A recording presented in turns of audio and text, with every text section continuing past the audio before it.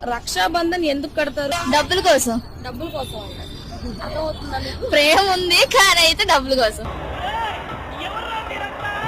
చెల్లెలకి అన్నయ్య రక్షణగా ఉండడానికి కోసం. నాకైతే ఎందుకు చేత తెలియదు కానీ నేను డబ్బుల కోసమే. డబ్బుల కోసం. డబ్బుల కోసమేనా? రామాయణంలోనైతే ఒక స్టోరీ ఉంటది దీని గురించి. Okay, wow. ఒక లైన్ లో చెప్పగలవా? రాముడు రక్షణ కోసం వాళ్ళ చెల్లి కడతది అన్నమాట యుద్ధానికి వెళ్లే ముందు. ఓకే, యుద్ధానికి వెళ్లే ముందు కడతారు. ఏదో ఎక్సైటింగ్ అనుకుని వచ్చాడు, ఇలా అడిగేసరికి డల్ అయిపోయాడు.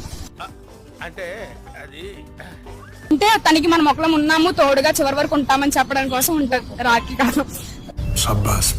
రాఖీ రోజు మన సంపాదన ఎలా ఉంటది చెప్ప? చాలా వస్తాయి.